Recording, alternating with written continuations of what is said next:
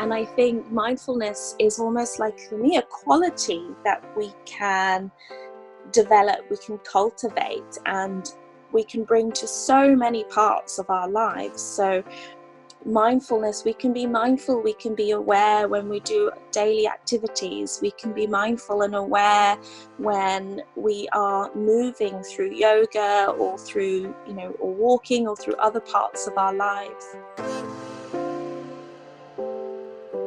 You're listening to the Wisdom for Wellbeing podcast, the show that blends science and heart to bring you evidence-based tips and tricks for cultivating a healthy, wealthy, and meaningful life. Now, here's your host, therapist, yogi, and fellow full life balancer, Dr. Caitlin Harkis. Hi there. Welcome to Wisdom for Wellbeing. Before we get into today's episode, I just wanted to take a moment to acknowledge the difficult times, the uncertain times that we are going through right now as we make our way through the coronavirus pandemic. This is not easy for anyone. And I suppose the real challenge is that there is so much information and misinformation out there as to how we best cope, how we take care of ourselves, how we take care of our community during this time. In the next few episodes, I am very much endeavoring to bring on some medical practitioners who can shine a bit of light in regards to what exactly the coronavirus is and how it works. Because often when faced with uncertainty, our minds tend to fill in the blanks in the most catastrophic of ways. This said, I also want to acknowledge the very real risk that the coronavirus does place upon us and our communities. And in this light, the consistent message that we are seeing from reliable sources is that social distancing is really important right now. Of course, this doesn't need to be social isolation. May we all find community ways of connecting. Some of the different communities I've been involved in are moving to Zoom and other virtual online-based ways of connection, and I would encourage you to reach out to explore what options might be available to you. And in line with this, I am just so delighted to offer today's episode. This is an interview with Dr. Chantell Douglas. One of the things that we do have an opportunity to be exploring, to be practicing right now, is that internal focus, to shift our gaze inwards and to cultivate the sense of resiliency, this sense of peace from a place within, even though what we are facing in our environment right now is so difficult. So just to introduce Chantell is a UK-based clinical psychologist, yoga and meditation teacher, and compassionate human. Her own journey from researcher to clinician and practitioner has led her to develop a deeper understanding of the mind, body, breath, and heart connection. These are tools that can be cultivated to promote well-being, and better yet, they are accessible to all of us. She integrates mindfulness, compassion, and acceptance-focused approaches and research into her clinical work and yoga teaching, and is passionate about holistic approaches to health and wellness, and emotional and mental health for all ages. What's really compelling about this interview with Chantell is she describes this journey from researcher to practitioner of mindfulness because the evidence of mindfulness's efficacy was so impactful. She then moves from being a practitioner of yoga to a teacher in what is more of a personal journey. Chantell offers a beautiful reflection on how they support each other in the cultivation of both well-being and compassion. Given these times right now, if there was ever a more salient time to really turn this focus inwards and cultivate presence, equanimity, and compassion, I think most of us would argue this would be it, both for ourselves and for the world and for our communities. And in line with this, Chantell offers a beautiful meditation at the end of the episode. So I would encourage you to listen in and to absorb that energy, that meditation. And if you would like to practice it at a different point in time, please head to the show notes at wisdomforwellbeingpodcast.com, where you'll be able to find just the meditation audio on its own. So without further ado, here's Chantell.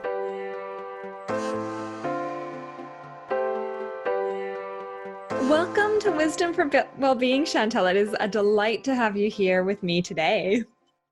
Thank you so much for having me. It's an absolute honor. I guess, we were talking off camera a little bit before we get started. We are having this conversation in the midst of the coronavirus pandemic. And I think that will link in today's conversation. We were talking about how, mindfulness, yoga, compassion, how these are really crucial elements in getting through this time. But I guess just to lead into things, would you mind sharing a little bit about who you are and then how you came to the practice of mindfulness and yoga? Okay, yeah, absolutely. So I'm a clinical psychologist. I work and practice in the UK. I've been working as a psychologist for well over a decade now. And I guess for me, I came to mindfulness quite early on in my clinical practice. So I happened to be a research assistant working away on a pilot project at the time that was looking at how mindfulness can promote well-being for people who have experienced chronic health conditions, so long-term chronic pain. And at that time, there was kind of growing research around mindfulness for different areas. So for physical pain and for, I guess, different emotional kind of challenges as well, and how it may be useful. So I was just, as a research assistant, I wasn't delivering the research, but I was doing a lot of the data and I was, filling in or, writing up all these questionnaires and all these responses and listening to audio and it was just, honestly, it was just so compelling and captivating to listen, to follow people's journeys. So, how they were talking about their physical health, their emotional kind of health, and other aspects that had been challenged by all of that as well. So their level of kind of connection to other people, them feeling very isolated and and other feeling very different and feelings of shame and all these sorts of things that were coming up in how they were talking about themselves, and being able to see this journey with mindfulness around this sense, a different sense of relating to themselves and a different sense of relating to their physical experiences, their thoughts, their emotional experiences. And then, at the end of this journey, being, many being more able to do some of the things that they had felt impossible to do before. I mean, it was really quite powerful. And because I was so close to the data, and really kind of following the journey, it was sort of, and real humans who were talking about it in their lives. It was really, it really had a really big impact on me. It really sort of touched me. And I think that naturally led me to just want to understand it more. So I was this incredibly kind of curious kind of, being who was so fascinated in psychology and just wanted to understand and make sense of things. So, it touched me on a kind of, on a kind of emotive, personal level. And then I really wanted to understand more about the science behind it as well. So I read every, as many books as I could get my hands on at the time. I was lucky I was in a really big research university in London, and so I was able to kind of just read and get lots of texts, and I came across I came across kind of, John Kabat-Zinn, I came across, Paul Gilbert, I came across Mark Teasdale, I came across Kristen Neff, all of these, Stephen Hayes, all the lots of really, really really important kind of texts and psychologists who had been, bringing a lot of this into the West. I mean, there are so many kind of beautiful books and examples, both from a research perspective and then people who've kind of talked more anecdotally about how this has had been useful in their lives or in the lives of those that they work with and support. And then, and the more I read, I read broader than that. I read, kind of around Buddhist psychology as well, and philosophy, and I was just really, really kind of, it just was a feeling of, this feels like the right kind of direction I don't really know where it's going. I don't, but I know this is sort of the right direction. Sometimes you just get that sense that this feels kind of where I'm supposed to move towards. And then I started to practice myself, of course, because as well as wanting to study it, I wanted to try it out. And then I started practicing meditation as well, mindfulness. And it's kind of, ebbed and flowed throughout my, to some extent, throughout my journey as a psychologist. And that's purely because studying kind of psychology, it's really important to study lots of different parts, types of psychology and approaches, and obviously adjusting your practice for so that it's meets the needs of who you're supporting and talking to. So there's been lots and lots of influences in my psychology practice over the years, but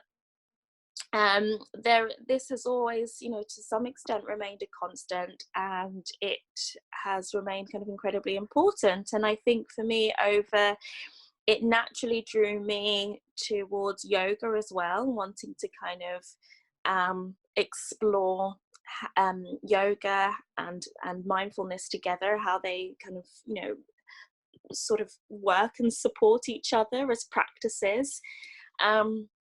And then for me, I came to yoga much more from a personal level. So while mindfulness, I used personally, but also in my kind of clinical practice, my clinical work, yoga was definitely more of a personal journey to it.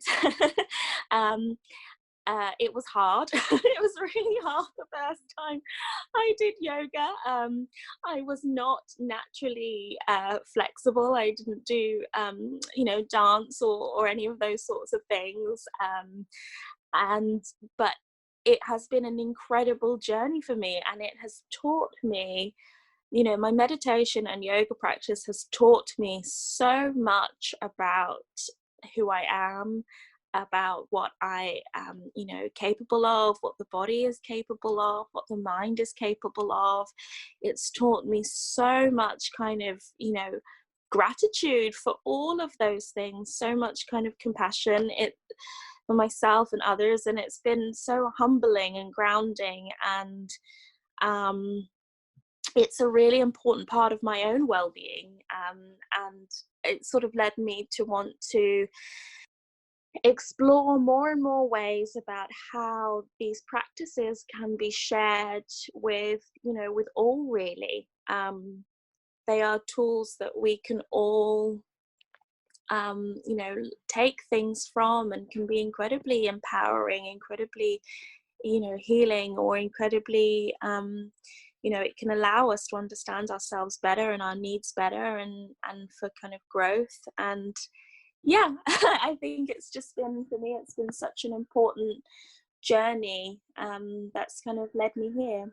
That's an incredible story, to have gone from the experience of looking at mindfulness at an academic level, intellectually looking at it and trying to understand what was going on, and that to draw you in both further research, but then to actually draw you into the practice of it, and to have had this connection, this experience with both the practice of mindfulness and formal meditation, sitting by the sounds, coupled with yoga, that's actually showing you more of who you are, and allowed you to tune into this practice of compassion, externally for others and for yourself, which is something, I think a lot of us would struggle with.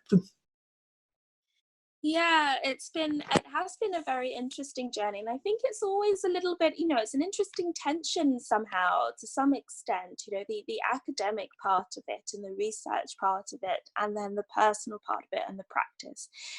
And I think they go beautifully together, because I think understanding it personally can have a huge influence on how you make sense of the research, but also for me wanting to do, I see great value in there being research, because if I think about how practices, we know that mindfulness and, a lot of the, the origins, from in terms of from Buddhist philosophy and psychology, they've been around for a long, long, long time. They aren't necessarily new practices, but the research and being able to bring it more into our kind of health system and things like that is really, really important, I think, because it's perhaps needed so that we can, adapt these practices and make them kind of more accessible for more people. But at the same time, I think having that personal understanding of it, and as a practitioner, if I'm using, mindfulness, I think, and compassionate focused approaches or acceptance approaches in my work, having a personal understanding, I think, being of these practices is incredibly important. I think it makes it authentic. It makes it, I think, very powerful. And with that, for listeners who maybe are going, oh, what's the difference between, let's say, mindfulness and meditation, or, what is mindful movement? What will we define mindfulness as? What is unique from mindfulness that maybe makes it more broad than meditation, for instance? Yeah, that's a really great question, because I think they too often get linked very closely together. And for me, mindfulness it's about being able to pay attention, being in the present moment, and without judgment of your experiences. It is about awareness. And I think mindfulness is almost like, for me, a quality that we can develop, we can cultivate, and we can bring to so many parts of our lives. So mindfulness, we can be mindful, we can be aware when we do daily activities, we can be mindful and aware when we are moving through yoga or through, or walking or through other parts of our lives. It is simply, awareness of, rather than doing those things in automatic pilot, or being kind of maybe caught or kind of lost in storytelling or narratives, or those kind of patterns of the emotions feeding the thoughts, and the thoughts feeding the emotions. It's that pattern of being able to step back and observe and see that all happening, and that awareness. And I think meditation, formal meditation, because that's incredibly hard for us humans to do, the way we've evolved with our thinking kind of brain, and all the kind of, amazing things that our kind of new mind can do, our kind of human mind can do. It is incredibly hard for many of us, for all of us, and therefore we learn how to.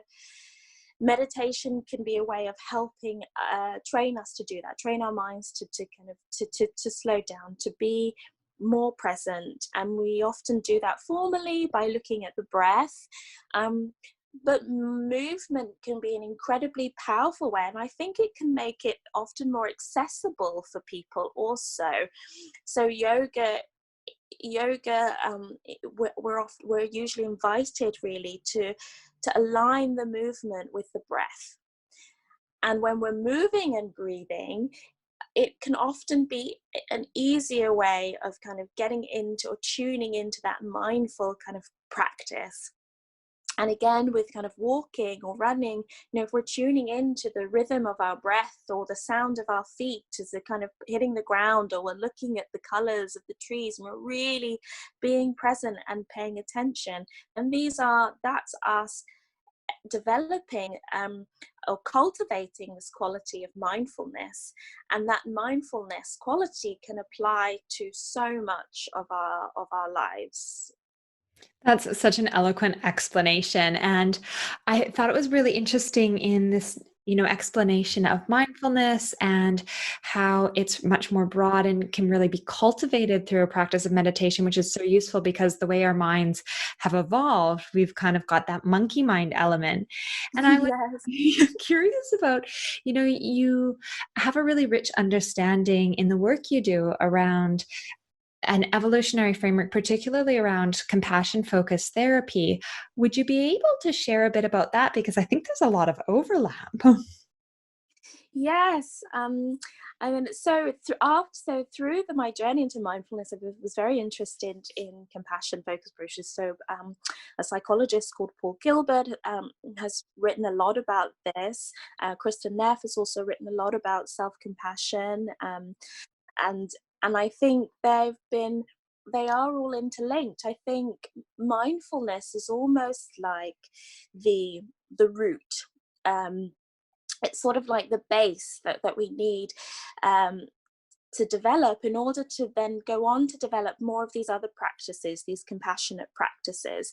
Because once we are able to become more present, to sort of slow the mind down, to observe, to notice the kind of typical patterns that we tend to kind of get caught up in automatically, then it can allow us to maybe introduce maybe a more compassionate response. Maybe we're responding in these ways because actually these are the way, from an evolutionary perspective, these are the way that our mind, our kind of old brain, our way of kind of just automatically responding to fear or to panic, etc. This typically happens, and all that there are things that have experiences that have happened in our lives that are not our fault, that have meant that has sort of developed certain ways of responding to certain situations.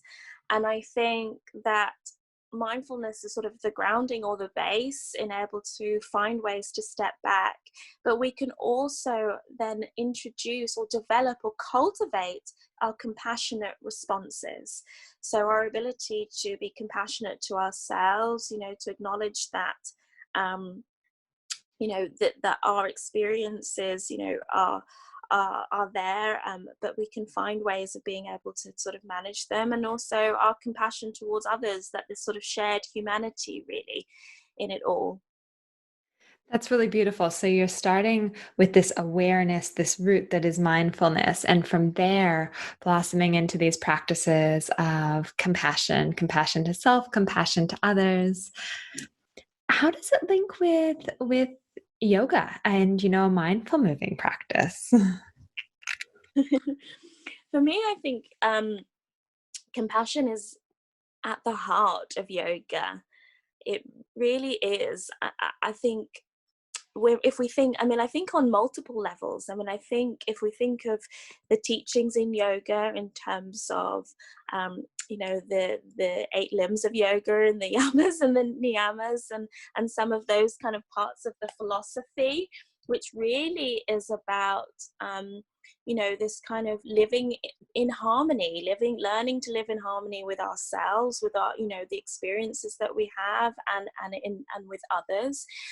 And I think the yoga practice also, I think in a lot of practices you see teachers linking in mindfulness. They link in the breath, and talking us through ways of being able to listen to the heart, finding our intention, listen to what it is we need right now. What is it we need from this practice right now? What is it that our body needs? How can we listen and care more for our, and in tune to more to that right now? Maybe we need to slow down in our practice. Maybe we need to go faster. Maybe we need to, rest. Maybe we need to do less of something and more of something else. And I think that inherently is quite a compassionate and very gentle way of learning to be with our experiences, and that with others. For me personally, through my yoga practice, it's helped me becoming much more aware and compassionate towards my own needs. Even things like, I remember for a long time when I first started practicing yoga, I could never get what I ate before yoga class right. I always used to either overeat or before, because I was worried that I wouldn't have enough energy, or I would not eat for ages and then go and feel, and I would feel really kind of, faint and not kind of right throughout the practice.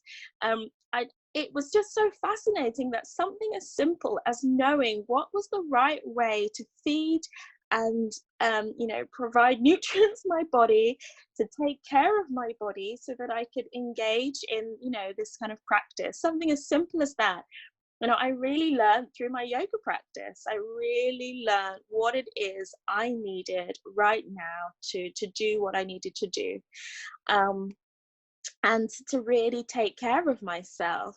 And I think, I believe it is an inherently kind of compassionate practice. And I think that what I'm very, very interested in right now is being able to link the things we learn, as I've learned as a psychologist from the research around mindfulness, around kind of compassion, and connection, and that human bit of our kind of being vulnerable and being able to kind of connect compassionately to ourselves and others, that we learn through the research, how we can link that much more formally, I think, through yoga, and yoga being almost like a tool in which we can learn to cultivate and develop more of those practices.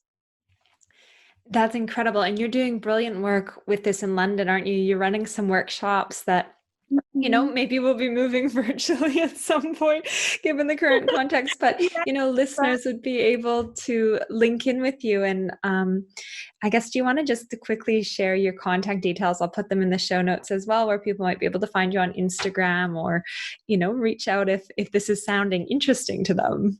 Yes, of course. So you can find me on Instagram at Mindful Yoga Psychologist, and then on there you'll find lots of contact details, and you can email me or direct message me. That's probably the best way to get hold of me. I'm really excited about these workshops in London, and I'm really, really excited about being able to do more of this work. I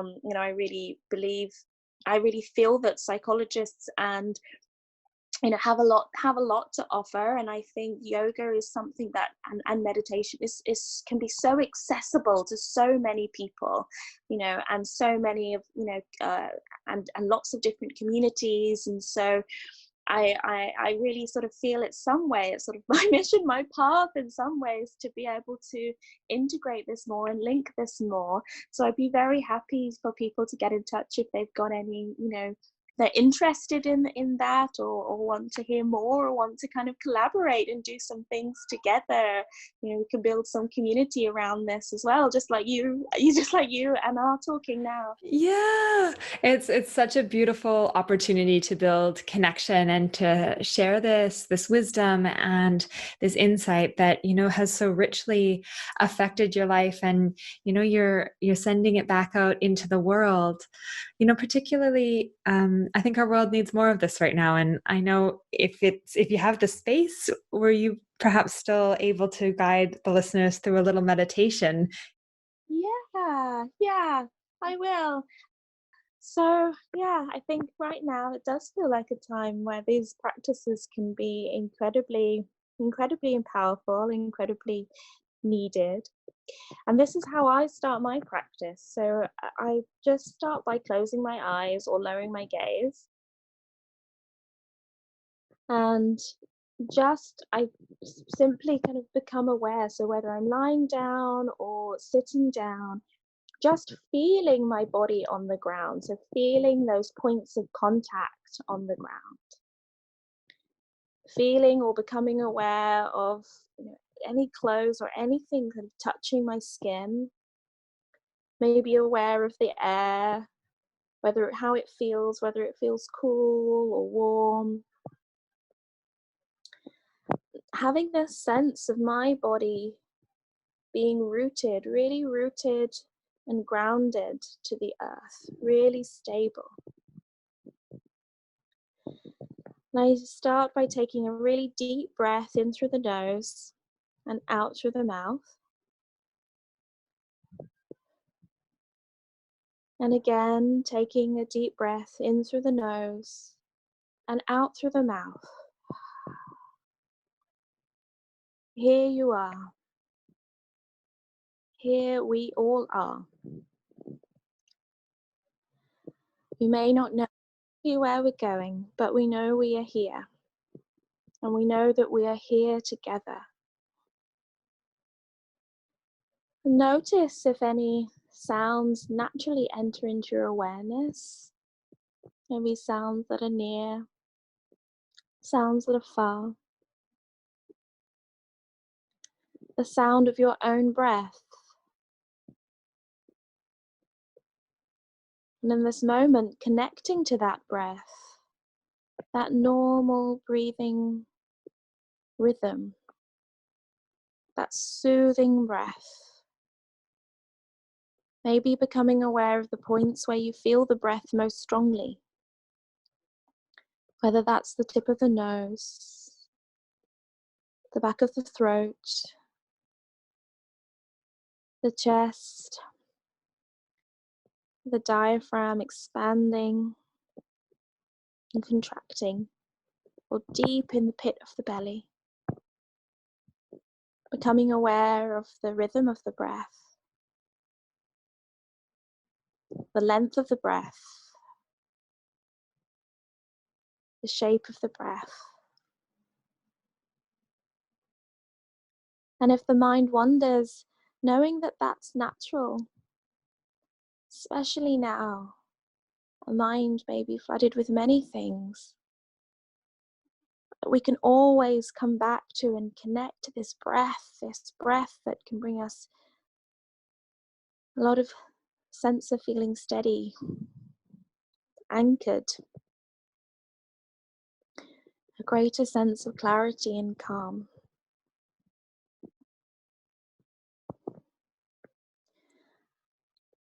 And as you breathe through your body, inviting that awareness, starting from the top of the head and moving through and scanning through the entire body, almost as if you're shining a little light beam of awareness into the whole of you, who you are. So starting from the top of the head, bringing that light beam of awareness through the head, the eyes, the jaw, the mouth, the throat.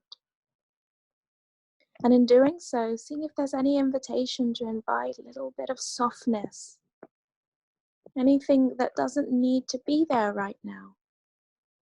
Moving down through the full length of the arms, down through the center of the body, the hips, down through the legs, and all the way through the tip of the toes. And then this time, moving the other direction, imagine that from the bottom of your feet, as you breathe upwards, as you breathe in and out, the body is filling with light, almost like you are filling up to the brim like a cup, full, full, full. And then finally, resting your awareness on that space in the center of your heart. And just resting there. What does my heart need right now?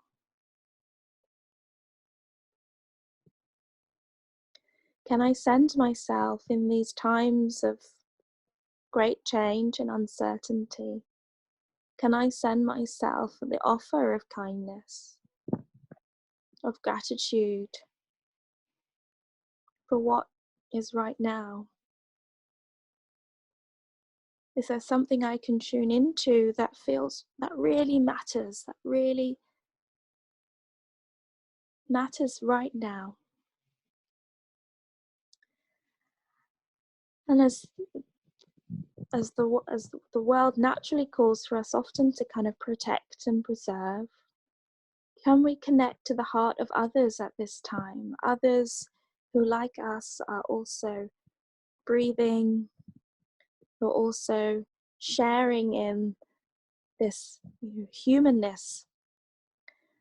More than ever, we are clear that we are all kind of bodies and we all need love, protection, and care.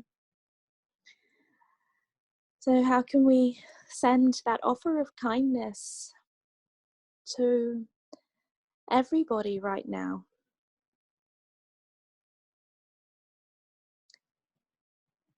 And then taking a deep inhale through the nose and an exhale through the mouth. Releasing, releasing.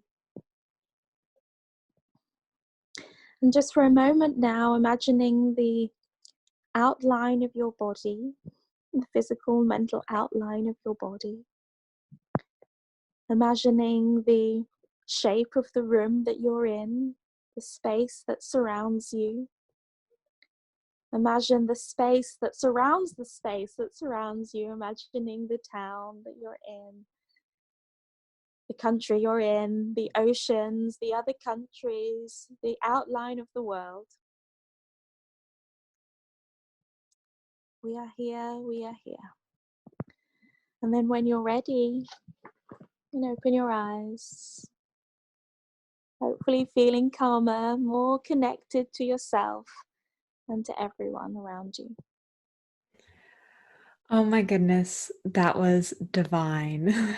Thank you so much, Chantell. I am sure the listeners will be feeling that beautiful light moving through their bodies and will hopefully take it out of their doors and, in the sense of connection, be it virtually, be it at the shops as we're sort of, navigating, our interesting experience at the moment. What a beautiful message of love, compassion, and connection. Oh, well, thank you so much for having me and the opportunity to share that with all of your listeners. Just a reminder, listeners, reach out to Chantell via Instagram. We will put all of the contact details in the show notes, and wishing you so well, Chantell. Thank you so much for your time today. Take care. I hope that you found this interview with Chantell as nourishing as I did. I found it particularly useful to reflect on how mindfulness, meditation, yoga, and compassion-focused practices all link together and support each other. This is something that you can be practicing right now. I understand that there are 1,000,001 things that will be getting in the way, including, the dis-ease that we are experiencing in line with the uncertainty of these times.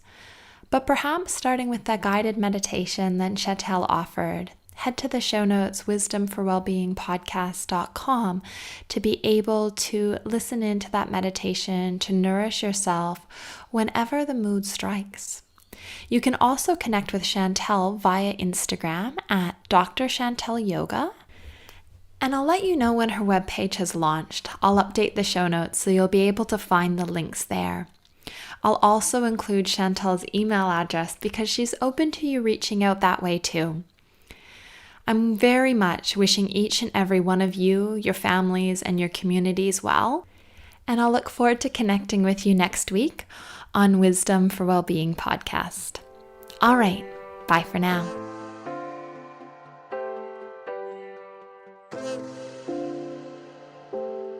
Thanks for joining us this week on the Wisdom for Wellbeing podcast. Please visit drcaitlin.com to connect, find show notes, other episodes, and to subscribe. While you're at it, if you find value in this show, we'd appreciate a rating, or perhaps simply tell a friend about the show.